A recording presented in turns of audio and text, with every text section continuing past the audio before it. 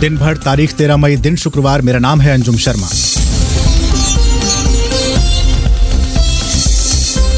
जम्मू कश्मीर में राहुल भट्ट की हत्या के बाद कश्मीरी पंडितों में आक्रोश, प्रशासन के खिलाफ प्रदर्शन।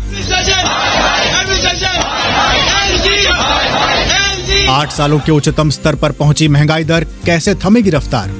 कम ब्याज के दौर के लंबे समय तक जारी रहने के कारण तो एक विकल्प रह जाता है कि आप ब्याज दर में वृद्धि करें, और वो वृद्धि हमें दिखी है और आगे भी दिखे।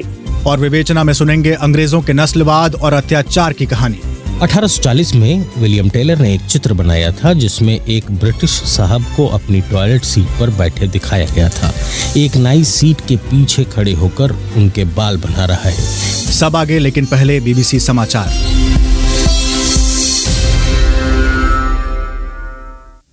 बीबीसी समाचार। वाराणसी की ज्ञानवापी मस्जिद मामला अब सुप्रीम कोर्ट पहुंच गया है। वाराणसी कोर्ट के फैसले को लेकर सुप्रीम कोर्ट में याचिका दायर की गई है। इस याचिका में आग्रह किया गया है कि सुप्रीम कोर्ट इस मामले में विवाद सुलझाए जाने तक यथास्थिति को बनाए रखने का आदेश दे।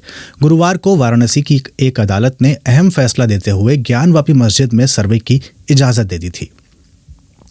सुप्रीम कोर्ट ने नीट पीजी 2022 परीक्षा स्थगित करने की याचिका को खारिज कर दिया है। सुप्रीम कोर्ट ने कहा है कि परीक्षा स्थगित करने से डॉक्टरों की उपलब्धता पर असर पड़ेगा और इससे मरीजों की देखभाल पर भी गंभीर असर पड़ सकता है। याचिकाकर्ताओं ने नीट पीजी 2022 के लिए काउंसलिंग में हो रही देरी की वजह से परीक्षा को स्थगित करने की मांग की थी। संयुक्त अरब अमीरात के राष्ट्रपति शेख खलीफा बिन जायद अल नहयान का निधन हो गया है। यूएई सरकार ने ट्वीट करके इसकी जानकारी दी है।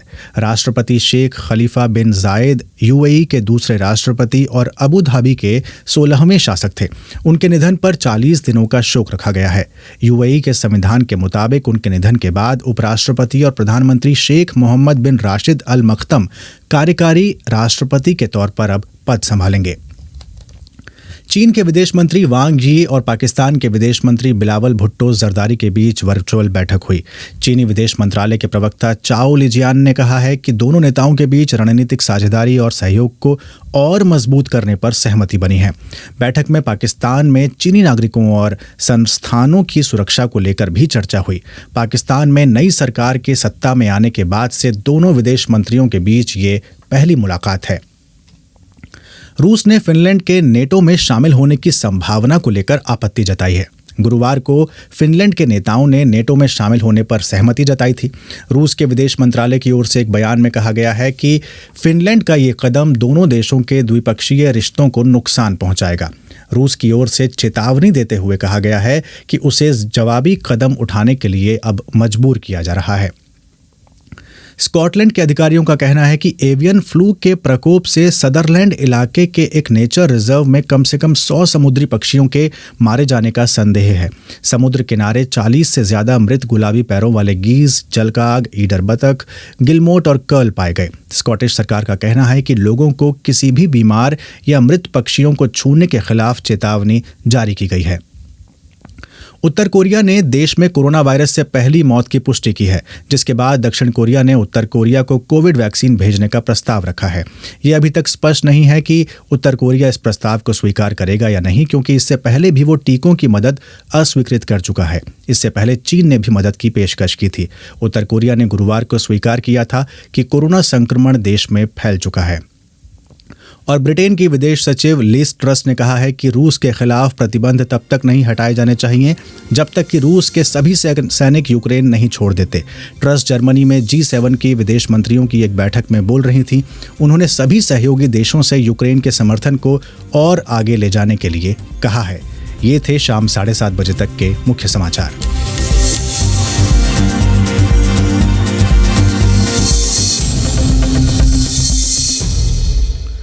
नमस्कार, स्वागत है आपका बीबीसी हिंदी के इस डिजिटल कार्यक्रम दिन भर में फेसबुक और यूट्यूब पर सुन रहे समस्त श्रोताओं का स्वागत है। मेरा नाम है अंजुम शर्मा और स्टूडियो संभाल रहे हैं राजेश चौहान।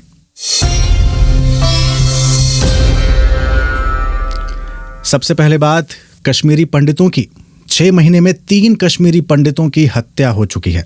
जम्मू कश्मीर के बडगाम जिले में मारे गए कश्मीरी पंडित राहुल भट्ट के पार्थिव शरीर का शुक्रवार को अंतिम संस्कार कर दिया गया। राहुल भट्ट चदूरा तहसील कार्यालय में तैनात थे। गुरुवार को चरमपंथियों ने उन्हें गोली मार दी थी, जिसके बाद अस्पताल में उनकी मौत हो गई। इस घटना में 2 चरमपंथी शामिल थे जिन्होंने पिस्तौल से राहुल भट्ट को गोली मारी थी। अंतिम संस्कार के समय प्रशासन के कई अधिकारी वहां पर आज मौजूद थे। अंतिम संस्कार के समय वहां पहुंचने पर स्थानीय लोगों ने उनका विरोध भी किया। वहीं वडगांव में सरकारी कर्मचारियों और कश्मीरी पंडितों के परिवारों ने टारगेटेड किलिंग यानी लक्ष्य बनाकर की जा रही हत्याओं को लेकर उपराज्यपाल प्रशासन की निंदा की और उनके खिलाफ विरोध प्रदर्शन किया।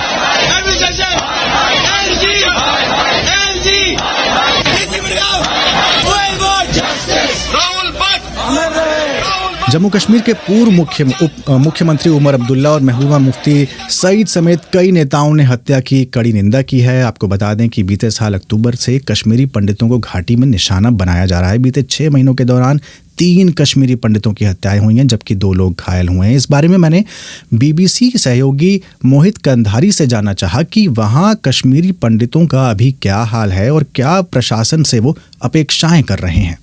आज सुबह से ही कश्मीर घाटी और जम्मू में विभिन्न जगहों पे प्रदर्शन हुए हैं और जम्मू में जो प्रदर्शन हुए हैं वो क्रिमेशन ग्राउंड में, जब राहुल भट्ट जिनकी मृत्यु हुई है कल कश्मीर घाटी में, उनके परिवार के सदस्य और बाकी उनके आस पड़ोस के लोग जब उनका अंतिम संस्कार करने के लिए पहुंचे थे, वहां बड़ी संख्या में लोगों ने नारेबाजी करते हुए सरकार के खिलाफ नारेबाजी की और ये प्रशासन से ये मांग की है कि जो उनके परिवारों के सदस्य कश्मीर घाटी में प्राइम मिनिस्टर पैकेज के तहत कार्यरत है, उनकी सुरक्षा को एड्रेस किया जाना चाहिए और उनकी सेफ्टी को इंश्योर करते हुए सरकार कड़े कदम उठाए। इसके अलावा उन लोगों की ये मांग थी, जो हमने जिन लोगों से हमारी बातचीत हुई, उनका ये कहना था कि इससे पहले भी ये घटनाएं हुई हैं। आपको याद होगा पिछले साल अक्टूबर के महीने में कुछ घटनाएं हुई थी जहां टारगेटेड किलिंग हुई थी माइनॉरिटी कम्युनिटी के भी और माइग्रेंट लेबरर्स के भी। उस समय भी सरकार ने पहल की थी और कहा था कि हमने सुरक्षा के कड़े कदम लिए हैं, परंतु फिर से जब से ये घटनाएं पिछले मार्च महीने से लगातार हो रही हैं, इसलिए अब उनका सब्र का बांध टूट रहा है। और यही वजह है कि कल शाम को जब ये घटना हुई थी तो बड़ी संख्या में जो अपनी सुरक्षा को लेकर जो कर्मचारी परेशान थे वो सड़कों पे आए। अपने ट्रांजिट कैंप, जिसमें शेखपुरा ट्रांजिट कैंप, बडगाम, वेसू, काजीकुंड के पास नेशनल हाईवे पे उन्होंने धरना दिया और अपनी मांग उठाई सुरक्षा को लेकर। और आज सुबह कश्मीर घाटी में शेखपुरा कैंप के बाहर जब बड़ी संख्या में कश्मीरी माइग्रेंट कर्मचारी इकट्ठा हुए थे, उस समय वो एलजी से मिलकर अपनी मांगों को जो है दोहराना चाहते थे, परंतु जब एलजी से उनकी मुलाकात नहीं हुई तो उन्होंने एक पीसफुल प्रोटेस्ट मार्च निकाला, जिसको कंट्रोल में रखने के लिए पुलिस बल ने कुछ माइल्ड केन चार्ज किया और कुछ टीयर स्मोक शेल्स का इस्तेमाल किया ताकि उनको समय रहते डिस्पर्स किया जा सके और कोई सुरक्षा की स्थिति ना पैदा हो। वहीं मामले की गंभीरता को देखते हुए एलजी मनोज सिन्हा ने परिवार के सदस्यों से जम्मू में मुलाकात की है और उन्हें अश्योरेंस दी है कि पूरी सरकार उनके पीछे खड़ी है और जल्दी से जल्दी उनके जो परिवार के सदस्य की हत्या के लिए जो जिम्मेवार लोग हैं उनके खिलाफ कड़ी कार्रवाई की जाएगी। लेकिन आपको मोहित ये नहीं लगता है कि जिस हिसाब से ये सरकार कश्मीरी पंडितों को वापस बसाने की बात कर रही है, फिल्में आ रही हैं और लगातार कश्मीरी पंडितों का मुद्दा जो है समाचारों में रह रहा है, सरकार कहीं ना कहीं इस चीज़ में विफल रही है और लोगों को वो प्रोटेक्ट नहीं कर पा रही है? क्योंकि अगर ऑफिस में घुस के चरमपंथी किसी की हत्या कर दे रहे हैं तो ये छोटा मामला नहीं है। जी, आपका कहना बिल्कुल सही है। आप देखेंगे कि एक पैटर्न के तहत जो है ये टारगेटेड किलिंग हो रही है, सिर्फ कश्मीरी पंडित को टारगेट किया जा रहा है, ऐसा कहना भी बिल्कुल सही नहीं होगा, क्योंकि उसमें तमाम सारे जो घाटी में रहने वाले पुलिस बल के जो लोग हैं या बाहर जम्मू कश्मीर के बाहर के राज्यों के रहने वाले जो मजदूर वहां काम कर रहे हैं और साथ ही में घाटी में जो कश्मीरी पंडित समुदाय के लोग जो काम कर रहे हैं, सबको बारी बारी समय समय पर टारगेट किया गया है। और उसमें बेसिकली जो मिलिटेंट ग्रुप्स हैं वो चूंकि उनकी संख्या कम हो गई है और वो एक सेंसेशनल स्ट्राइक्स करने के चलते इनको सॉफ्ट टारगेट्स को जो है वो निशाना बना रहे हैं और एक सुरक्षा की स्थिति पैदा करें जिसमें सरकार को वो बैकफुट पे ले जाना चाहें। और सरकार जो प्रयास कर रही है और ये पूरी एक कैंपेन चलाई जा रही है कि घाटी में जो है वो हालात जो है वो नॉर्मल हैं और हाल ही में अब क्योंकि अमरनाथ यात्रा भी शुरू होने वाली है, सरकार के प्रयास हैं कि वो ये सुनिश्चित करे और यह विश्वास दिलाए जनता को, देश की जनता को कि यहाँ सिचुएशन नॉर्मल होने जा रही है। परंतु हर दिन लगभग या तो एनकाउंटर होता है चरमपंथियों के साथ, या कहीं टारगेटेड किलिंग होती है, या ग्रेनेड लॉबिंग होती है, या कहीं पिस्टल का इस्तेमाल करते हुए, जो हमने एक नया शब्द कॉइन किया गया, हाइब्रिड मिलिटेंट्स जो है उनको इस्तेमाल किया जा रहा है सॉफ्ट टारगेट्स को टारगेट करने के लिए। तो सरकार कहीं ना कहीं सुरक्षा के मामले पे विफल जरूर हुई है और लगातार जो है कोशिश ये की जा रही है कि समीक्षा बैठकों में ऐसी स्ट्रेटेजी तैयार की जाए जिससे इन घटनाओं पे रोक लगाई जा सके। और आप सब लोग टिप्पणी करके कह रहे हैं कि घाटी में शांति स्थापित होनी चाहिए, राहुल भट्ट की हत्या निंदनीय है। अब बात थोड़ा महंगाई की कर लेते हैं। भारत में खुदरा महंगाई दर 7.79 पर पहुंच गई है, जो कि 8 साल में सबसे ऊंचा स्तर है। अप्रैल महीने में खुदरा महंगाई यानी रिटेल इन्फ्लेशन की जो दर थी अब इतनी ज़्यादा हो गई है, जो कि मई 2014 में जब प्रधानमंत्री नरेंद्र मोदी की पहली सरकार का गठन हुआ था तब ये दर थी। ये लगातार चौथा महीना है जब महंगाई दर 6% से ऊपर रही है। जानकार इसे भारतीय अर्थव्यवस्था के लिए खतरे की घंटी मान रहे हैं। क्या 8 साल के स्तर का हमें पहले से अंदाजा था और कैसे निपटेगी इससे सरकार? इसके लिए मैंने बात की डॉक्टर सुधांशु कुमार से, जो कि एसोसिएट प्रोफेसर हैं centre for economic policy and public finance Patna में। इस दौर को समझने के लिए थोड़ा पीछे जाकर के देखने की जरूरत है। जब अर्थव्यवस्था में विकास की दर में कमी आ रही थी, उस दौर में कोरोना का असर हुआ। इस स्थिति को संभालने के लिए पूरे विश्व में सरकारी खर्च में बढ़ावा देने की नीति को अपनाई गई। उस नीति का असर यह होता है कि तरलता बढ़ा दी जाए और उस स्तर से उत्पादन की प्रक्रिया अगर मैच नहीं कर पाती है तो इसका असर बढ़ी हुई कीमतों के रूप में दिखता है।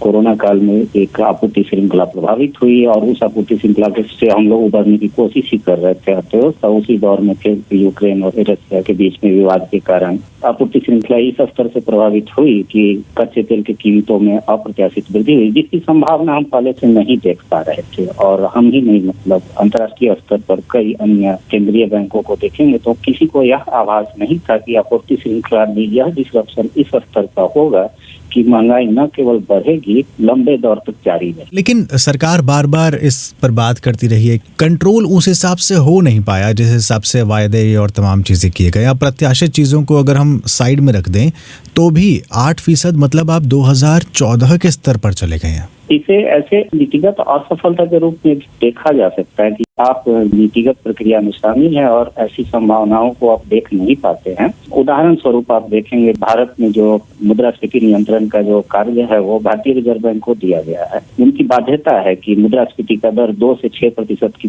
बीच में रहे। अगर यह इसके ऊपर जाता है या नीचे जाता है तो उन्हें देश के सामने जवाब देना है, वो जवाबदेह है। लेकिन वर्तमान स्थिति जो है यह दिए गए लक्ष्य से काफी अधिक है। तो इस स्थिति में यह आपका कहना कि आकलन करने में असफल रहे हैं और इसके नियंत्रण करने में तत्कालीन सफलता दिखती हुई नहीं नजर आ रही है, तो ऐसी स्थिति में यह आकलन सही है कि हम असफल रहे। इसे काबू में अब कैसे किया जा सकता है, क्या करना चाहिए?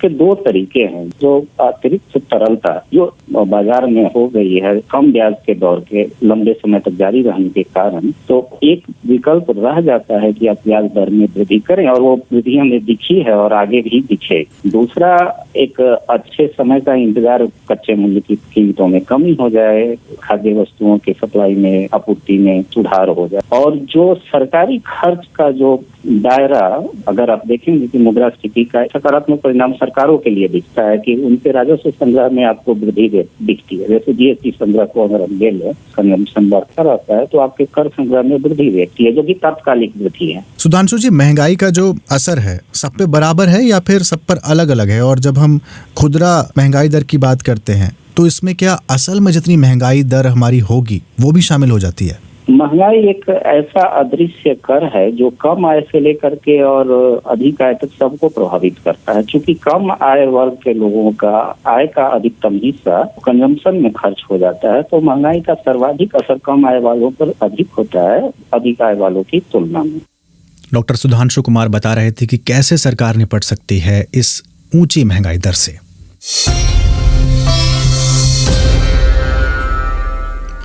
और अब बात विवेचना की।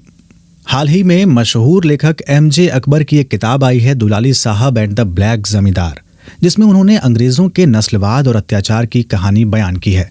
आज की विवेचना में रेहान फजल नजर डाल रहे हैं अंग्रेजी शासन के शुरुआती दिनों पर। ईस्ट इंडिया कंपनी की स्थापना बादशाह अकबर की मौत से 5 साल पहले वर्ष 1600 के आखिरी दिन यानी 31 दिसंबर को हुई थी।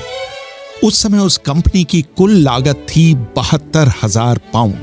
1743 में 17 वर्षीय क्लाइव 15 महीने की यात्रा कर मद्रास पहुंचा था। इसी क्लाइव ने पलासी की लड़ाई में सिराजुद्दौला को हराकर भारत में अंग्रेजी राज की एक तरह से नींव डाली थी।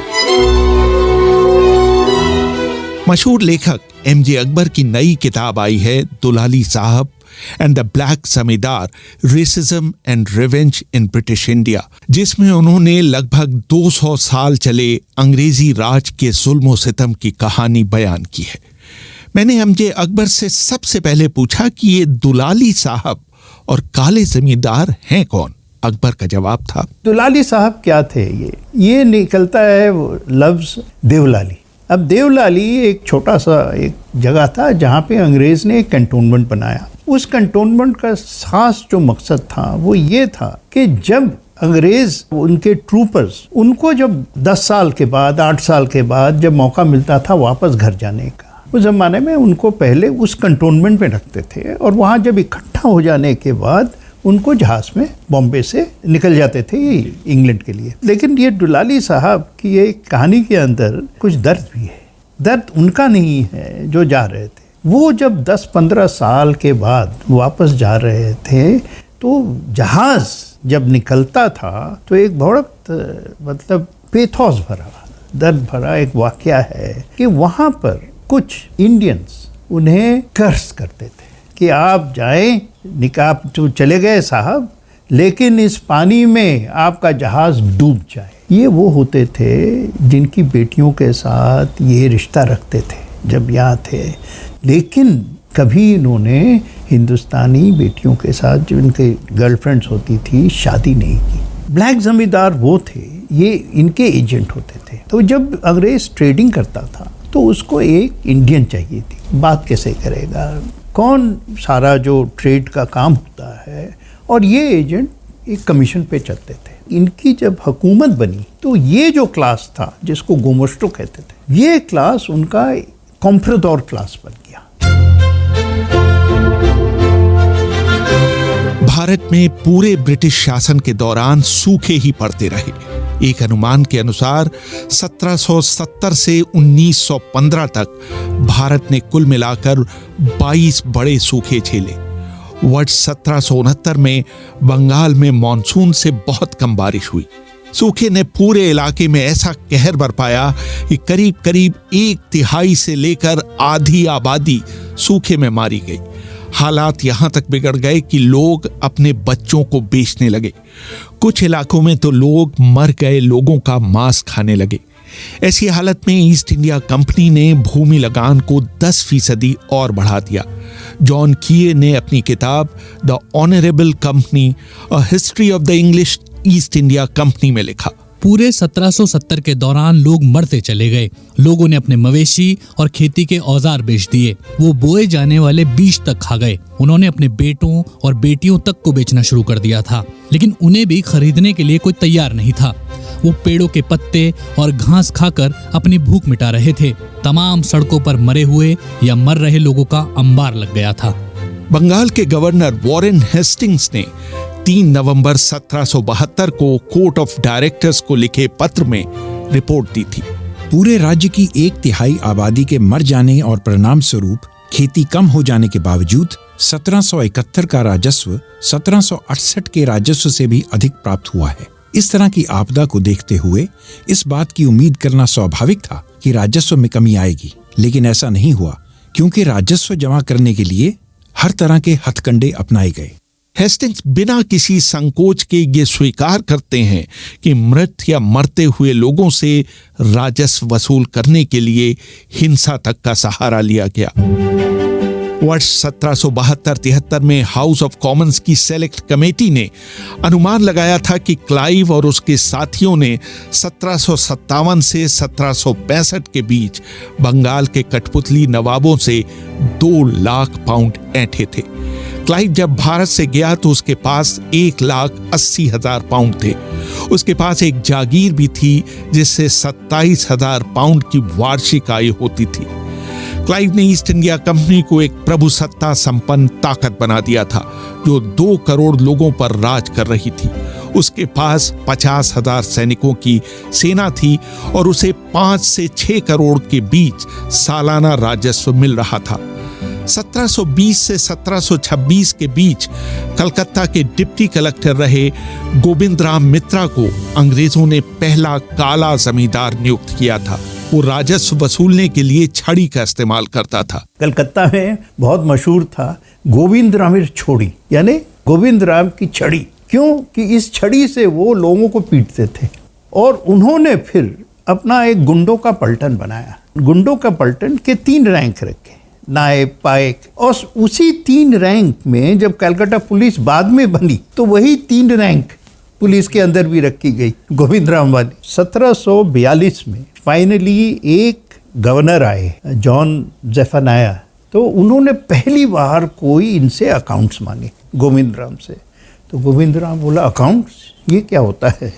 तो उन्होंने कोई नहीं बताओ तो उन्होंने कहा नहीं, कोई 1739 में एक बहुत बड़ा तूफान आया था, उसमें सब उड़ गए। बोले उसके बाद वो सफेद चींटी है वो सब खा गई। अंग्रेजी शासन में भ्रष्टाचार का आलम ये था कि महाराजा नंद कुमार ने 11 मार्च 1775 को गवर्निंग काउंसिल को पत्र लिखकर वॉरेन हेस्टिंग्स पर कुछ नियुक्तियां करने के लिए उनसे और मीर जाफर की विधवा से 45,000 पाउंड रिश्वत लेने का आरोप लगाया। 19 अप्रैल को सरकार ने नंद कुमार पर षड्यंत्र करने का आरोप लगाया और 6 मई को उन्हें दस्तावेजों में हेराफेरी करने के आरोप में गिरफ्तार कर लिया गया। हेनरी बस्टीड अपनी किताब echoes from old Calcutta reminiscence of the days of Warren Hastings में लिखते हैं, महाराज नंद कुमार को अंग्रेज जूरी ने दोषी पाया। जज एलिजा एम्पी ने उन्हें मौत की सजा सुनाई। 7 अगस्त 1775 को जब नंद कुमार को फोर्ट विलियम के पास सुबह 8 बजे फांसी दी गई तो पूरा कलकत्ता वहां इकट्ठा होकर शोक में विलाप करने लगा। हेस्टिंग्स ने इसका बदला चुकाते हुए एम्पी के एक साथी को एक पुल की मरम्मत करने के लिए 4,20,000 रुपए का ठेका दिया, जबकि पिछले साल इसी काम के लिए 25,000 रुपए का ठेका दिया गया था। तभी से कलकत्ता वासियों ने जस्टिस सर एलिजा एम्पी को जस्टिस पुलबंदी कहना शुरू कर दिया था। नए नए रईस बने अंग्रेज भारतीय नवाबों की नकल करते हुए अपने यहाँ नौकरों की एक बड़ी फौज रखते थे। एमजे अकबर बताते हैं 1757 में प्लासी 2 साल के अंदर इन्होंने ईस्ट इंडिया कंपनी के ऑर्डर के there shall be no increase in the pay, यानी तनख्वाह में चाहे जो भी हो तनख्वाह बढ़ेगी नहीं। अगर कोई बढ़ाया तो फिर कंपनी की सिक्योरिटी हम वापस ले लेंगे, आपको नहीं सिक्योर रखेंगे। 125 साल तक किसी भी नौकर को तनख्वाह में इजाफा नहीं हो। 1770 के दशक में एक अंग्रेज साहब की दिनचर्या का वर्णन करते हुए विलियम मैकिन्टॉश लिखते हैं, करीब 7 बजे सुबह उनका दरबान गेट और वरांडा खोलता है और फिर चपरासियों, हरकारों, चौबदारों, हुक्का बरदारों और खानसामों की आवाजाही शुरू हो जाती है। ठीक 8 बजे जमादार उनके कमरे में दाखिल होता है। जैसे ही साहब अपनी पलंग छोड़ता है उसको सिर झुकाकर 3 बार सलाम करने वालों की लाइन लग जाती है। आधे घंटे बाद नौकर चाकर ही उसे साफ कमीज, ब्रीचेज और स्टॉकिंग पहनाते हैं। थोड़ी देर में नाई आ जाता है जो उसकी हजामत बनाता है, नाखून काटता है और कान साफ करता है। फिर जब साहब नाश्ते की मेज पर अपनी वेस्टकोट पहने पहुंचते हैं तो खानसामा उनके प्याले में चाय डालता है और उन्हें टोस्ट सर्व करता है। रात को साहब जब अपने बेडरूम में जाते हैं तो उनका मनोरंजन करने के लिए एक महिला वहां भेजी जाती है जो रात भर उनके साथ रहती है।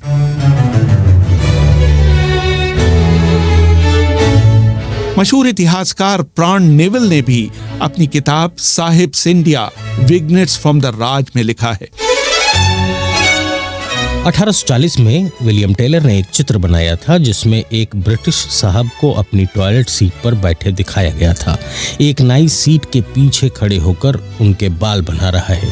एक दाढ़ी वाला खानसामा हाथ में चाय की प्याली लिए खड़ा है, जबकि एक दूसरा नौकर उन्हें आईना दिखा रहा है और एक आदमी जमीन पर उकड़ू बैठकर उनका बायां पैर दबा रहा है, जबकि दूसरा नौकर उन्हें हाथों से पंखा झल रहा है। वर्ष 1857 में जब अंग्रेजों के खिलाफ आजादी की पहली लड़ाई असफल हो गई तो अंग्रेजों ने भारतीय लोगों से इसका क्रूर बदला लिया। बदले का उद्देश्य था कि इसे भारतीय कई पीढ़ियों तक याद रखें। जो जुल्म इन्होंने 1857 दिल्ली में जो मैसेकर्स इन्होंने किए, कानपुर में मैसेकर्स इन्होंने किए, 1.5 साल तक ऑफिशियल इजाजत थी हर अंग्रेज को कि तुम जो चाहो कर सकते हो, जो चाहो कर सकते हो। ऑर्डर हैंगिंग, किलिंग, सबको। हिस्टोरियन थे जॉन की करके, जिन्होंने 1870s में हिस्ट्री लिखी और उन्होंने कहा कि ना सिर्फ मैसेकर्स हुए बल्कि उल्टा इंडियंस के खिलाफ इल्ज़ाम लगा दिया कि आपने ये की। तो हाँ, 2-3 इंसिडेंट्स होंगे, राइट, उसको हर जगह इन्होंने बना दिया और अपने को इतिहास के पन्नों से साफ कर दिया, हटा दिया, बिल्कुल हटा दिया। ना अपने बच्चों को पढ़ाते हैं और यहाँ तो मजाल ही नहीं है कि आप इंडिया में ये सच्चाई के बारे में कुछ जानें। टाइम्स अखबार के युद्ध संवाददाता सर विलियम रसेल ने अपनी 23 फरवरी 1859 की डायरी में लिखा, लोगों को बिना किसी भेदभाव के जान से मारा गया। 2 दिनों के अंदर सड़क के किनारे ही 42 लोगों को फांसी दे दी गई। गांव के गांव बिना किसी कारण के जला दिए गए। मार्टिन मॉन्टगोमरी ने टाइम्स के 19 नवंबर 1959 के अंक में अपने अनुभव बताए। मैंने 14 औरतों की लाशें देखने के बाद दिल्ली की सड़कों पर चलना छोड़ दिया। उनके अपने पतियों ने ही इस डर से उनके गले काट डाले थे कि कहीं वो अंग्रेज सैनिकों के हाथ ना पड़ जाएं। आला अंग्रेज अधिकारियों ने 2 नस्लों के बीच यौन संबंधों को कभी प्रोत्साहित नहीं किया। जब राजा एडवर्ड सप्तम ने इच्छा प्रकट की कि उनके कोरोनेशन में भाग लेने के लिए भारतीय सैनिकों का एक दस्ता इंग्लैंड भेजा जाए, तो भारत के उस समय के वायसरॉय लॉर्ड कर्जन ने इसको पसंद नहीं किया। 11 नवंबर 1901 को लंदन भेजे पत्र में उन्होंने चिंता प्रकट की।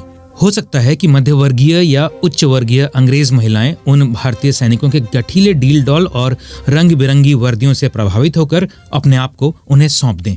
उनके ही शासनकाल में जब अंग्रेज बारमेट्स को कलकत्ता के एक होटल में लाने का प्रस्ताव दिया गया तो उन्होंने इसे इस आधार पर मंजूरी नहीं दी कि इससे अंतरनस्लीय संबंधों को बढ़ावा मिलेगा।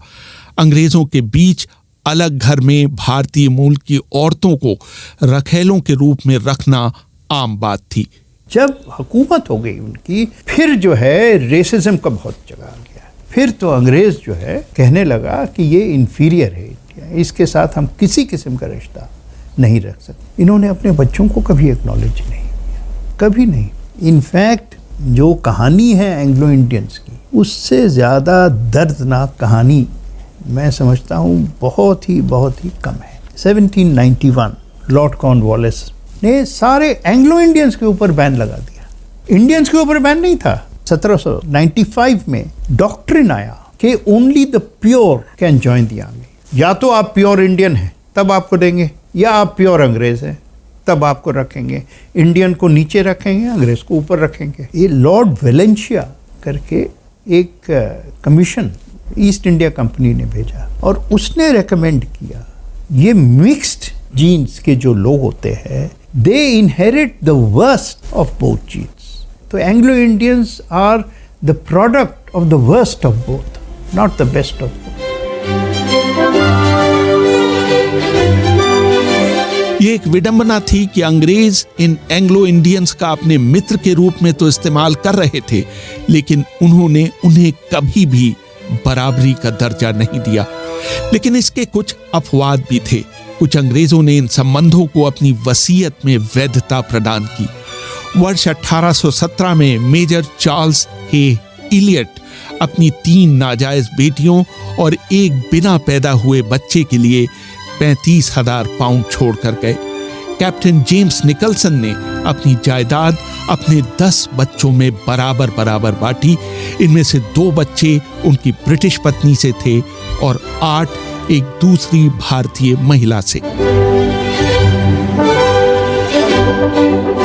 रेहान फजल, BBC, दिल्ली। तो ये था आज का दिन भर। कल जब आपसे मिलेंगे तो आप होंगे, हम होंगे और होगा इंडिया बोल। स्टूडियो संभाल रहे थे राजेश चौहान। आज के दिन भर में इतना ही। नमस्कार।